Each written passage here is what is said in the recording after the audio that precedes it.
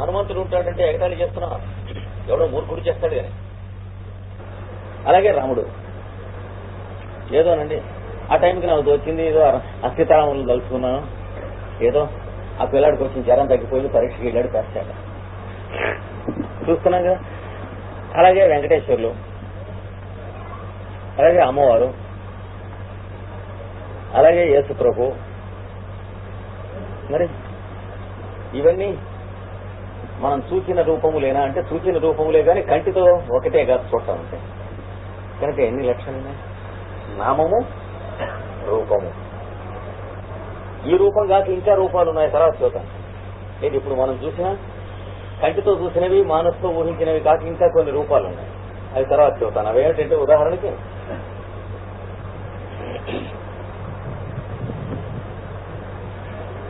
Israel వాడు ఎవడి మీద బాంబులు వేసాడు, వాడి తరఫున అమెరికా వాడు స్పీచ్ ఇచ్చాడు. మన మైండ్ లో ఈ దేశాలు ఎక్కడున్నాయో తెలియకపోయినా మన ఊళ్ళోనే ఉన్నప్పటికీ ఓ పక్కన ఇజ్రాయెల్, ఓ పక్కన అమెరికా, ఓ పక్కన రష్యా తమాషగా మనం ఏర్పాటు చేసినట్టు సర్దుకుంటాయి మన మైండ్ లో ఆ దేశాలని. ప్రతివాడికి ఒక సొంత అట్లాస్ ఉంటుంది, మనం పుస్తకంలో చూసే అట్లాస్ కాకుండా. అంటే వాడి బుర్రలో అమెరికాకు ఒక స్థానం, వాడి బుర్రలో రష్యాకు ఒక స్థానం, ఇజ్రాయెల్కి ఒక స్థానం, నార్త్ ఇండియాకు ఒక స్థానం, పాకిస్తాన్కి ఒక స్థానం, ఇట్లా ఉంటాయి.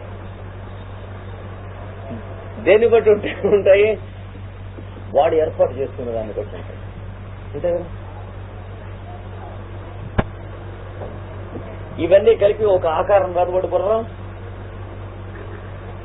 ఇది కూడా ఆకారం. అలాగే మనకి పెళ్లి కాబోయే ముందు వరకు ఓ రకమైన జీవితం ఉంది, జ్ఞాపకం చేసుకోండి. పెళ్లి అయినప్పటి నుంచి ఒక జీవితం, ఉద్యోగంలో చేరాం, ఊరు మారాం, అప్పటి నుంచి ఇంకో జీవితం. ఇట్లా లెక్కేసుకుంటే ఎంతవరకు మనం అనుకున్న జీవితానికి ఒక ఆకారం వస్తుంది మనసులో. అంటే రూపకల్పన వస్తాయి వీటికి. అంటే the shape in which your life is moulded. ఇవి ఫిజికల్ షేప్స్ కావు, ఇలాంటివి కోటాను కోట్ల షేపులు ఉన్నాయి మనసులో, చూసారా. అలాగే దేశం అంటే ఏమిటి? లొకేషన్. గుండెకాయ నీరసంగా ఉంది కండి అంటాడు డాక్టర్ కంపౌండర్తో. డాక్టర్కి కంపౌండర్కి కూడాను ఎక్కడ గుర్తొస్తుంది? ఆ పేషెంట్కి ఇక్కడనే గుర్తొస్తుంది కదా, ఇక్కడెక్కడో అని గుర్తురాదు కదా. డాక్టర్ గుండెకాయ అయినప్పుడు డాక్టర్కి కంపౌండర్కి కూడాను గుండెకాయ అనే మాటకి లొకేషన్. అలాగే వాడు ఎవడికో నడుల్లో ఉన్నటువంటి స్లిప్ డిస్క్ అయిందిట ఉంటుంది, స్లిప్ డిస్క్ అనగానే దానికి లొకేషన్.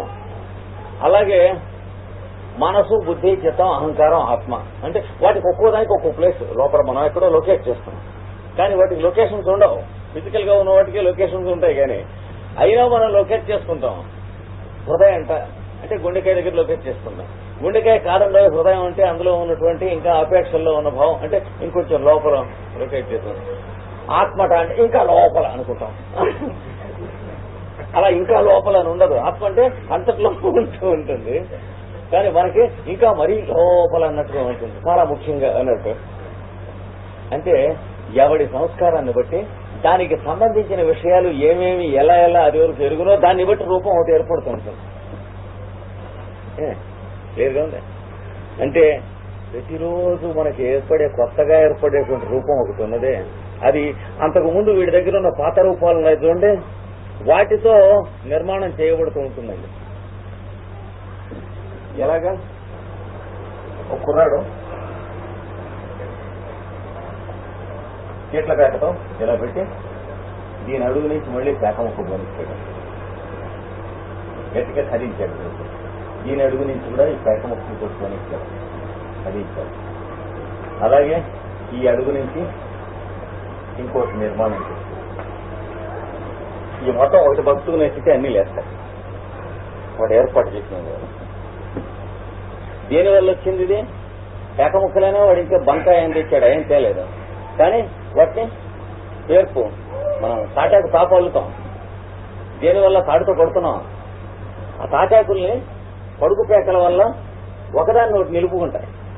చూసారా? తాటాకు తాపలో తాటాకు పాప ఎలా నిలుస్తుంది? తాటాకులు ఒక ఆకు ఇంకో ఆకు నిలబెడితే ఆ ఆకు మళ్ళీ దీన్ని నిలబెడతాం. ఏమండి, నవారు మంచం ఉంది, అల్లుతాం. పట్టిలేమో నవారుని నిలబెడుతున్నాం. నవారు ఒకదాన్ని అల్లుకుని నిలువు నవారేమో అడ్డ నవారుని నిలబెడుతుంది, అడ్డ నవారు నిలువు నవారుని నిలబెడుతుంది. ఇందులో ఉన్న అల్లికలు కూడా అంతేగా గుడ్డలో ఉన్నవి. ఇలాగే మనకు ఇంతకు ముందు ఉన్నటువంటి అభిప్రాయాలు దగ్గరికి వచ్చి నిర్మాణం అవుతుంది కొత్త అభిప్రాయం. ఇలాంటి అభిప్రాయాల నిర్మాణం 5వ 6వ వస్తే ఇందులో 1వ 2వ దగ్గరికి వచ్చి కొత్త అభిప్రాయం నిర్మాణం అవుతుంది. ఇలాగా ఉన్న అభిప్రాయాల మీద ఆధారపడి అంటే ఫెమిలియారిటీ అవి ఏ రకంగా ఉన్నాయో, ఏ తరహాలో ఉన్నాయో అలాగే ఏర్పాటు అవుతుంది. ఇప్పుడు హిస్టరీ వాడు ఉన్నాడు అనుకోండి, వాడు దేవతలు రాక్షసులు అనేటువంటి చదివాడు అనుకోండి పురాణంలో. వాడి మైండ్ లో ఏముంటుంది? ఇండియా మొత్తానికి ఒక మొలతాడు కట్టినట్టు.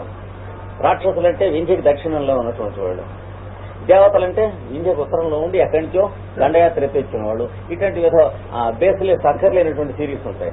అంటే దేవతలంటే ఆ ఉత్తర హిందుస్థాన్లో ఉన్నవాళ్ళు మనుషులు పచ్చగానో తెల్లగానో ఉండేది ఏది పంజాబీసో సింధీసో లాగా, ముక్కు పెద్దదిగా ఎక్వలైన్ గా ఉన్నటువంటి వాళ్ళు, ఆజానుబాహులుగా ఉన్నటువంటి వాళ్ళు, కొంచెం చిరునవ్వుతో ఉన్నటువంటి వాళ్ళు.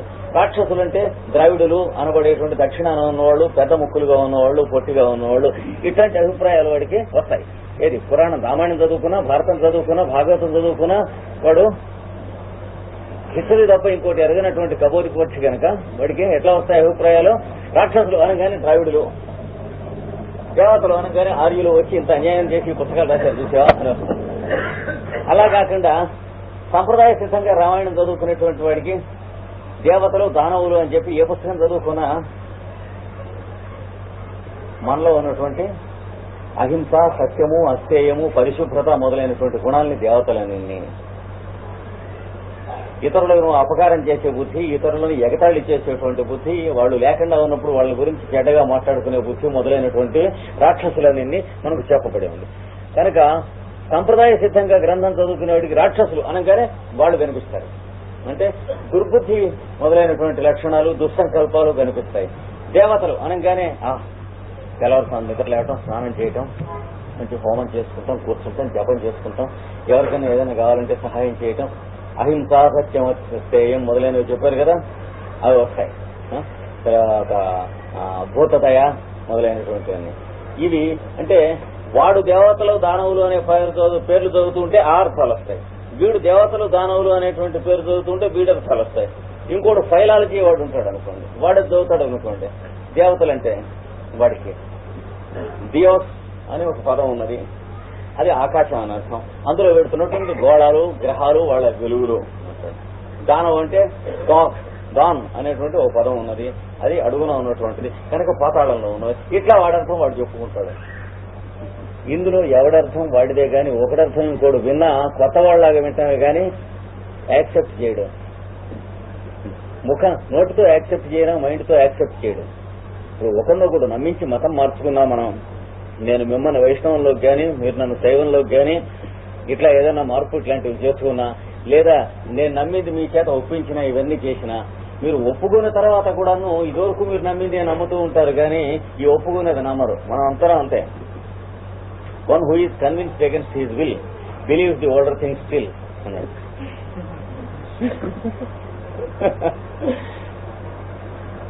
అంటే వాడిని గెలిచారట, ఒప్పించారట అంటే ఒప్పించడం వేరు, వాడు నమ్మటం వేరు. మీరు ఒప్పించినా వాడు నమ్మడం, వాడు నమ్మటం చిన్నప్పటి నుంచి ఏది నమ్ముతున్నాడో అదే నమ్ముతాడు. కనుక మనం ప్రతి వాళ్ళకి కూడా ఎవడు ఒప్పుకునేవి, ఎవడు నమ్మేవి చిన్నప్పటి నుంచి వచ్చిన అభిప్రాయాలు. వాటి మీద ఎవడన్నా కాదంటేను, ఎవడన్నా తిడితేను, ఎవడన్నా నిర్లక్ష్యం చేస్తేను, ఎవడన్నా పనికిరానటువంటి రచనలు పేపర్లలో మొదలైనటువంటి రాస్తేను అవి వీడు చదివినప్పుడు వీడు మారుతాడా, కానీ దాని మీద రియాక్షన్ వస్తుంది. అంతే కదా. ఇప్పుడు రామాయణం మీద తిడుతూ రామాయణం విషవృక్షం ఉందనుకోండి, మీరు చదివారనుకోండి, అందులో ఉన్నటువంటి విశేషాలు తీసుకున్నారు అంటే మీరు ఇదివరకు రామాయణం మీద మీకున్న అభిప్రాయాలు మారినాయి. చీమ తలకాయ అంతా కూడా మానవ ఎవరికైనా కానీ ఏం జరిగినాయి, కొంత టెన్షన్ వచ్చి అది ఇది కలిసి మళ్ళీ సర్దుకుని కొత్త ఫారం ఒకటి వచ్చింది మైండ్ లో. అంటే ఇంకెవడన్నా ఇలాంటిది అన్నట్టయితే డొక్క చీరేసేయాలని చెప్పి ఒక ఐడియా వచ్చింది, కొత్త ఐడియా వచ్చింది. ఇలాంటి రచనలు చేస్తారా, మనం కూడా 2-3 గ్రంథాలు రాసి అవతల పారేయాలని చెప్పి ఒక అభిప్రాయం హోకులు మనకి వచ్చింది. రాయామనుకోండి, ప్రతివాడికి కొంతమందికి వస్తుంది. కానీ అది వచ్చిందే లేదా, మళ్ళీ ఎవరన్నా ఏమైనా ఇట్లాంటి పుస్తకం ఎవరన్నా రాశారా అని అడిగితే ఏమిటో నేను రాద్దాం అనుకున్నాను, ఆ మధ్య మళ్ళీ పైకి వస్తున్నా ఉన్న అభిప్రాయం. అంటే లోపల పుట్టిన అభిప్రాయం మాత్రం ఎన్నడూ చనిపోదు. అది అలాగా శరీరాల్లో జన్మల్లో వస్తూ ఉంటుంది. వీడు చెప్పింది అది ఇందులో ఇలా వస్తున్నటువంటి దాంట్లో దేశం అంటే ప్రదేశం, నిర్దేశం. అలాగే కాలం అంటే టైము. మా 16వ ఏటండి అనేటివి మనకి 16వ ఏట ఉన్నటువంటి బుర్రలో ఉంటాయి. జ్ఞాపకం అంత జ్ఞాపకం ఉంటుంది. అన్ని ఉన్నాయి, ఎన్ని ఉన్నాయని అనేస్తున్నాం, మనకి జ్ఞాపకం ఉంటాయి. అలాగే వచ్చే సంవత్సరం అండి అంటాం. నేను జర్మనీ వెళ్ళినప్పుడు అని అంటాం. అంటే మైండ్ లో వచ్చే సంవత్సరం జర్మనీ ఇంకా వెళ్ళకపోయినా వచ్చే సంవత్సరం నేను జర్మనీ వెళ్తాం అనేటువంటి జరిగి ఉన్నటువంటి ఒక ఇన్సిడెంట్ మైండ్ లో పిక్చర్ ఉంటుంది. మనసులో వచ్చే సంవత్సరం నేను విమానం ఎక్కి యూరోప్ వెళ్తాం, వెళితే ఇదివరకు నేను వెళ్ళిన చోట్లు ఉన్నాయి కదా, అక్కడ వెళ్లి నేను మాట్లాడుతూ ఉంటాం. ఇవన్నీ అభిప్రాయాలు వచ్చి రేపు నేను ఈ మాట వెళ్ళినప్పుడు అంటాం. అలాగే మీరు ఈ మాట నేను జపాన్ వెళ్ళినప్పుడు అని మీరు అన్నారు అనుకోండి. అంటే మీరు ఇదివరకు వెళ్ళినప్పుడు కాకుండా ఈ మాట వెళ్ళబోయేది కూడా వెడతారు మైండ్ లో. ఇట్లాంటివన్నీ పిక్చర్స్ ఉంటాయి. మనం జాగ్రత్తగా ఊహించుకోవాలి. ఇవన్నీ దేశము, కాలము, రూపము, నామము ఇవన్నీ కలిసి మనం ఏమంటాం, ఫారం అంటాం.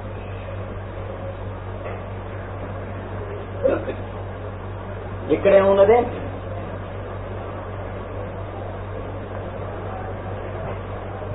ప్రజ్ఞ ఉంది అంటే ఇంకేం లేదు, కాన్షియస్నెస్. దీన్ని లైట్ అంటే వెలుగు అంటాం. ఈ మధ్యన బుద్ధి ఉంది, దీంతో చేయబడి ఉంటాయి. ఇక్కడ మనసులో ఉన్న ఇవన్నీ దేంతో చేయబడి ఉంటాయి, ఆత్మతోనే చేయబడి ఉంటాయి. పత్తితో తప్ప గుడ్డ ఇంకో దాంతో చేయబడి ఉండనట్లు, శుద్ధతో తప్ప చాక్పీస్ ఇంకొక దాంతో చేయబడి ఉండనట్లు, ఆత్మ పదార్థంతోనే మన దేహంలో ఉన్నటువంటి ధాతువులు గాని, మనస్సులో ఉన్నటువంటి అభిప్రాయాలు గాని, ఉద్దేశాలు గాని, ఊహలు గాని, సంకల్పాలు గాని అన్ని చేయబడి. కానీ రూపాలేమో ఇక్కడ తయారవుతుంది, రూపాలు లేకుండా ఇక్కడ ఉంటుంది. దీనికి తేడా ఏమిటి, ఇవి చపాతీలు లాంటివి, ఇది గోధుమ పిండి లాంటివి. చూసారా, చపాతీలకి గోధుమ పిండికి తేడా ఏమిటి, తయారు చేసిన చపాతీలో ఒక చపాతీ కొంచెం చిన్నది, ఒక చపాతీ కొంచెం పెద్దది వచ్చిందనుకోండి, అది ఎవడో వాళ్ళు వేసుకుని అదోళ్ళు ఇదోళ్ళు తింటమే కానీ మార్పు చేయడానికి వీల్లేదు. కానీ గోధుమ పిండి దగ్గర ఒక చపాతీ చిన్నది చేయడానికి కానీ, ఒక చపాతీ పెద్దది చేయడానికి కానీ, రెండు సమానం చేయడానికి కానీ మీ సాధనలో ఉన్నాయి.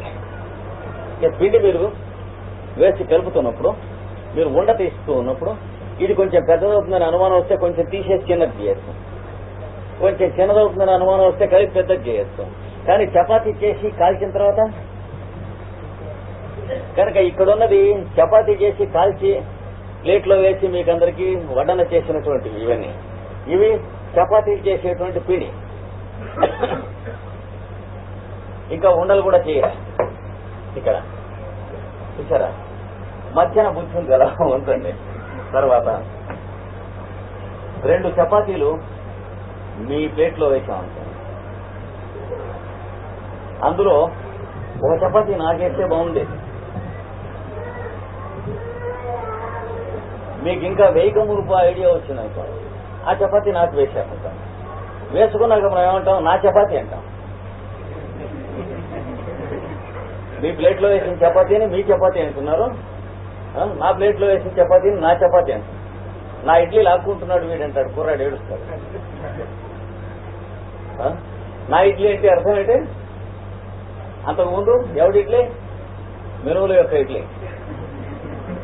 కానీ మినువుల్లో ఇడ్లీ లేదు అసలు. అలాగే ఆత్మలో రూపములు, నామము ఇవేమి లేవు. అయితే ఇది తయారైనటువంటివి వీటి వైపుకి అంటుకుంటూ ఉంటే కొంత దూరం బుద్ధి ఇటుపక్క ఉంటుంది, అంటుకోకుండా ఉంటే ఇటుపక్క ఉంటుంది. అంటే వీటి యందు తర్వాత లైకోపోడియం కూడా కావాలంటే అది అయిన తర్వాత కంట్రోల్ కాకపోతే ఇటుపక్క మొగ్గుతూ ఉంటే బుద్ధిలో కూడా కొన్ని కొన్ని ఉంటాయి. అయితే ఇంతకంటే చాలా బాగా ఉంటాయి. ఇక్కడ మనస్సులో ఉన్నటువంటి రూపాలన్నీ కూడాను మనల్ని బంధించేవిగా ఉంటాయి. బుద్ధిలో ఉన్నటువంటి రూపాలు మనల్ని బంధించక్కర్లేకుండా ఉండే రూపాలుగా ఉంటాయి. అంటే ఇక్కడ భార్య భర్త అనే రూపాలు ఉంటాయి. ఇక్కడ ఏదో సీతారాముడు, దశరథుడు, కౌసల్య ఇట్లాంటివన్నీ ఇక్కడ ఉంటాయి. అంటే మీరేమన్నా మోక్షానికి సంబంధించినటువంటి పుస్తకం కానీ చదువుతూ ఉంటే, లేకపోతే అలాంటిది మీరు రాస్తూ ఉంటే దాని కల్పన, దానికి సంబంధించినవన్నీ ఇందులో ఉంటాయి. అలా కాకుండా మనకి సంబంధించినవి మా ఆవిడ, పిల్లలు,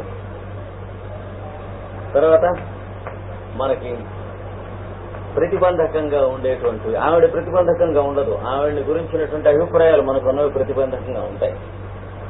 సరిగ్గా ఈవిడ ఏం చేస్తుంది, పరీక్షకు బయలుదేరేది సరిగ్గా 10 minutes ముందు బయలుదేరుతాడు ఒక ప్రొఫెసర్ గారు, ఒక లెక్చరర్ గారు.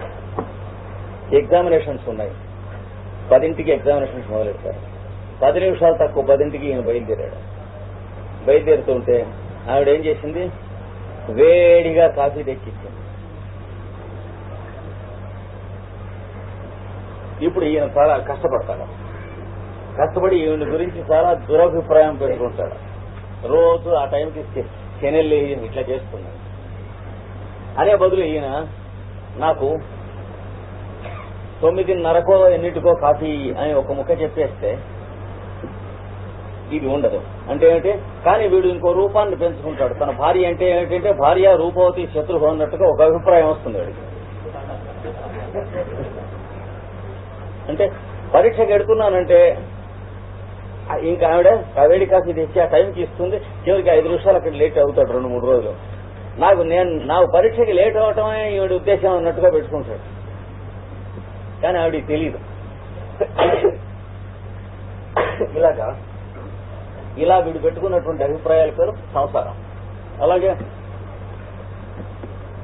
ఈవిని పోషించాలి, ఈ పిల్లలు ఈవిడ ఈ సంసారం ఎలాగ, ఇలాంటి అభిప్రాయాలు పెట్టుకుంటారు. వీడు పోషిస్తున్నాడా, ఏడుస్తున్నాడా?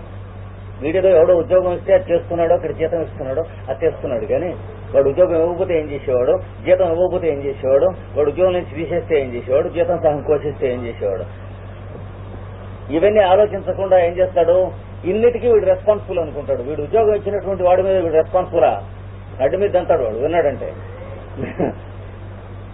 కానీ ఇవన్నీ కలిపి వీడు ఏమని ఊహిస్తున్నాడు, ఈ భార్య పిల్లల్ని మనం పోషిస్తున్నామని ఊహిస్తున్నాడు.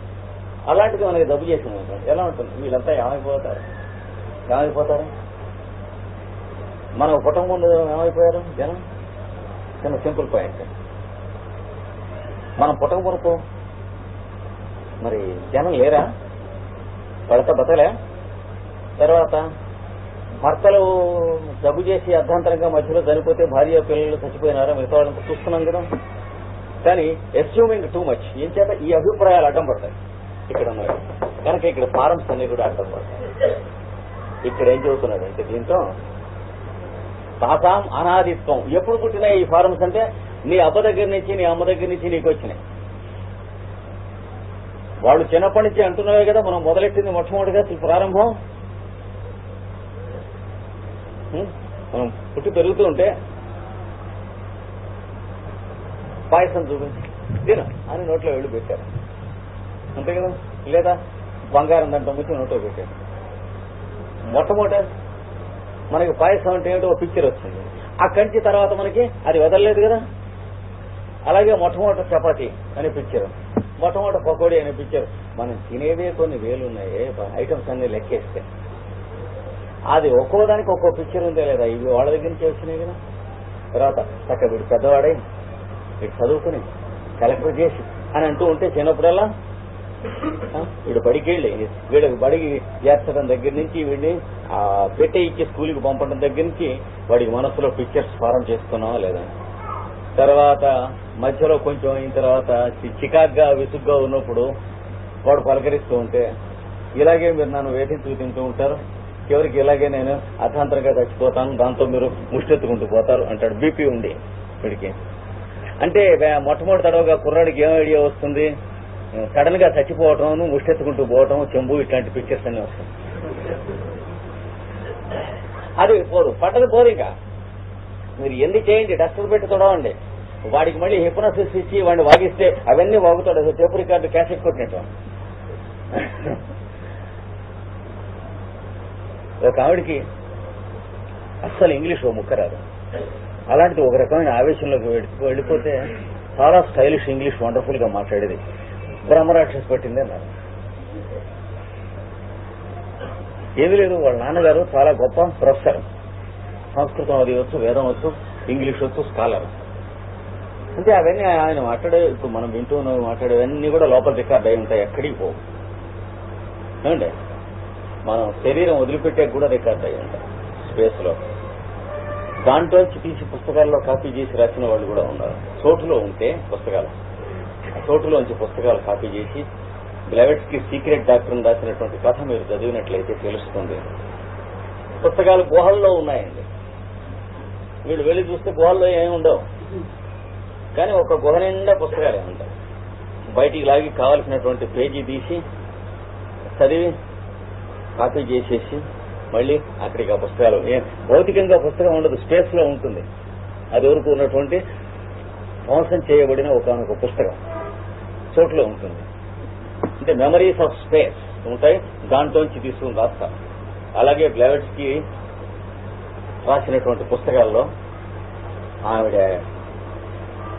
కొటేషన్స్ ఇచ్చినటువంటి వాటిలలో కొన్ని ఎందులోంచి కొటేషన్స్ ఇచ్చిందో పుస్తకాలు దొరకలేవు.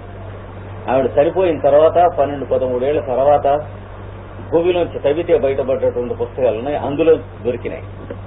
ఆవిడిచ్చిన కొటేషన్స్ అందులో ఉన్నాయి. అంటే పుస్తకాన్ని ఎక్కడ చూడవచ్చు, మనం ఎరుగున్నటువంటి భౌతిక ప్రపంచంలోనే చూడక్కర్లేదు, స్పేస్ లో కూడా చూడవచ్చు. అంటే ఇదివరకు ఒకప్పుడు ఉండి డిస్ట్రాయ్ చేయబడినటువంటి బుక్ స్పేస్ లో ఉంటుంది, ఎక్కడికి పోదు, ఫిజికల్ మ్యాటర్ ఉండక్కర్లేదు. ఇట్లాంటి రూపాలు ఎన్ని లోకాల్లోనూ మన దగ్గర ఉంటాయి. కనుక రూపాన్ని ఫారం అంటారు, దీన్ని కాన్షియస్నెస్ అంటారు. కాన్షియస్నెస్ లోంచి ఫారం ఎప్పుడు ఫారం అయింది అంటే మన తండ్రి దగ్గరికి, తల్లి దగ్గరికి వచ్చినాయి. అక్కడి నుంచి మనవి సొంతం మొదలెట్టినాయి, అంతే కదా. వాళ్ళ దగ్గర ఉన్నటువంటి కొన్ని మనకు పోయి ఉంటాయి. అయితే వాళ్ళు చదువుకున్నటువంటి వేదాలు, ఉపనిషత్తులు కొన్ని మర్చిపోయినట్టు, కొన్ని పోయి మన కొత్తగా మనం ఉంటున్నటువంటి వరల్డ్ లో, ప్రపంచంలో ఎవరినెవరైతే కలుసుకుంటున్నాం, ఏ ఏ ఉద్యోగాల్లో ఉంటున్నాం, వాళ్ళకి సంబంధించిన అభిప్రాయాలన్నీ మన దగ్గర ఉంటాయి. దీంతో కొత్త అభిప్రాయాలు కొత్త వస్తూ ఉంటాయి. అలాగే మన పిల్లలకి మన దగ్గర నుంచి ఇందులో ఉన్నవి కొన్ని సంక్రమిస్తాయి. వాళ్ళ ప్రపంచం ఎట్లా ఉందో తర్వాత అవి కొన్ని వాళ్ళకు వస్తూ ఉంటాయి. అందుకని ఎక్కడి నుంచి మొదలెట్టినాయి ఇవంటే మన చెప్పిన సూత్రంలో తాసాం అనాదిత్వం, ఈ రూపములకు అనాదిత్వం ఆది లేదండో, మొదలని చెప్పడానికి వీల్లేదు. ఎప్పటి నుంచో రూపాలు వస్తున్నాయి. ఇది మాత్రం రూపాలకు అతీతంగా ఉన్నది. అంటే మనకి ఐడియాస్ రాకుండా మైండ్ని ఎవరన్నా ఊహించి చూడండి. మీకు వచ్చిన ఐడియాస్నే తెలియగలరు కానీ మైండ్ని తెలియగలరా? కానీ ఐడియాసే మైండ్ కాదని ప్రతి పూలు చూతాడు. ఐడియాస్ మైండ్ ఏమిటి? కోనేరు, నువ్వు కోనేరులో వచ్చినటువంటి అలలు ఒకటేనా? ఏమండి, నదిలో ఉన్న అలలు ఒకటేనా?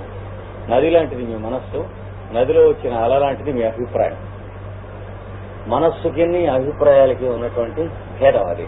కనుక ఇవన్నీ అభిప్రాయములని మనం అంటాం. వీటిని ఫారమ్స్ అని చెప్పి పెద్దలు చెబుతారు. ఇది ఫారం లేనటువంటిది.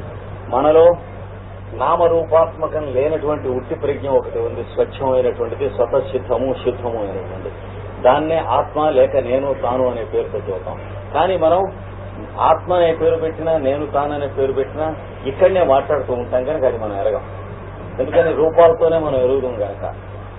అందుకని ఆయన ఏమంటున్నాడంటే ఇది అసలైన శాశ్వతమైనటువంటి కానీ సృష్టిలో జీవులు ఉండటం మొదలెట్టిన తర్వాత మొదటి నుంచి ఉన్న రూపాలన్నీ కూడాను ఇప్పటిదాకా కూడా ఉండి మనం మీద పని చేస్తున్నాయండి అన్నాడు. అందరి మీద పని చేస్తూనే ఉన్నాయి.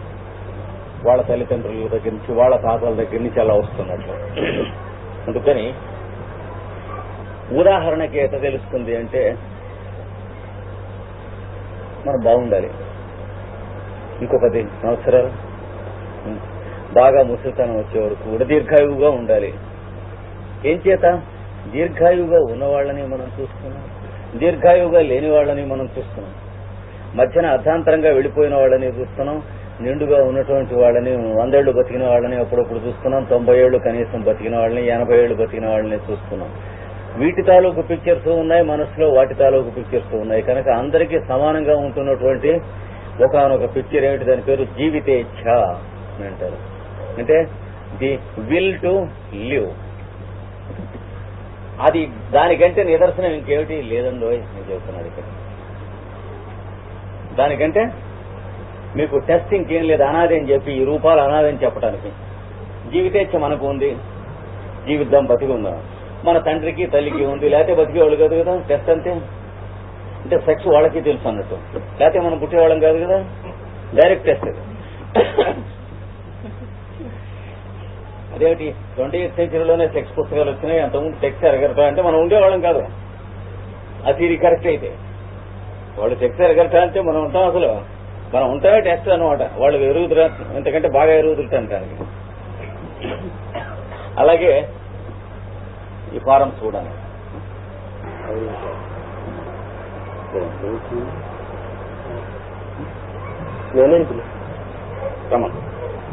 నువ్వు వెళ్ళొచ్చా? చెప్పారా? పిట్లో వచ్చి తెలివి వచ్చిందా ఇంకా రాలేదా?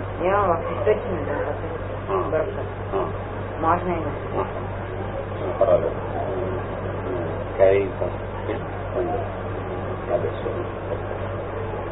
కనుక దీన్ని మనం ఎరుగుదాం.